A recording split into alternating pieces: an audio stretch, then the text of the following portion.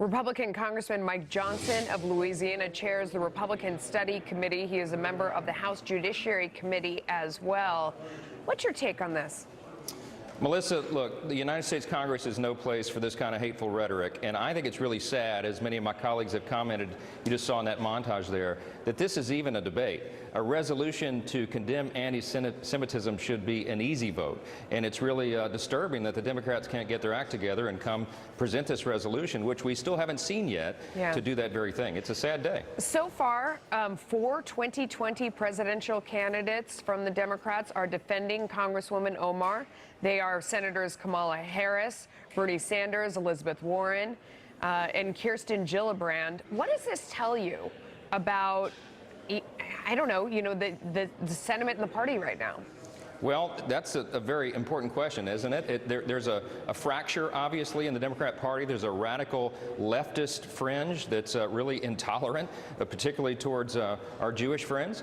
And the fact that they would endorse, even tacitly, that is a really shocking development. Our main concern as Republicans, and what we've really pressed Speaker Pelosi on, is that Representative Omar really has no place on the Foreign Affairs Committee. I mean, that's the committee that has jurisdiction over the American-Israel relationship. And she has no place there because she has a long pattern of expressing these kind of sentiments, and this is just not the place for them. Yeah. Congresswoman Debbie Dingell has also spoken out on this. Let's listen to her. I'll get your reaction. You have to realize that sometimes the other party, and I have a great deal of respect for them, is trying to do gotcha moments. I don't think you play gotcha moments with fear and hatred and bigotry. I think we find a way to remember that we're not Republicans or Democrats, that we're Americans, and we stand up against hatred against anybody. Is this Republicans' fault?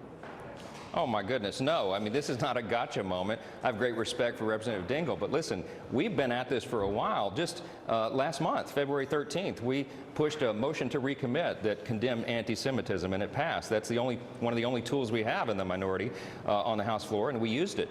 Prior to that, we did a resolution condemning white supremacy. So Republicans have been very consistent on this, and I think it's kind of silly for the Democrats to point a finger to us when it's their internal strife that they have inside their own camp that is really causing this controversy right now. Again, as I said at the outset, this should be an easy thing. This should be an easy vote for us to condemn anti-Semitism, and the fact that we're even debating it. Okay, but Speaker Pelosi says that this isn't about anti-Semitism, that she knows that that is not what is in Ilhan Omar's heart.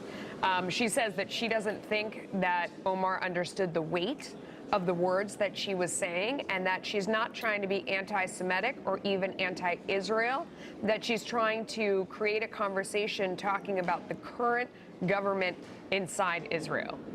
Listen, I don't know how Nancy Pelosi could know the heart of Representative Omar. I don't think they've known one another long, and God only knows our hearts at the end of the day. But I'll say this, we need to raise the level of public discourse around here. We've been working on that very hard in the Honor and Civility Caucus to try to change the tone of our politics.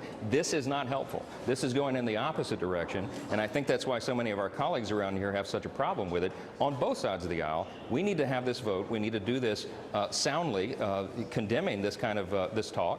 And as I said, you know, the U.S. Congress is no place for this kind of hateful rhetoric. Honor and civility, how's that going?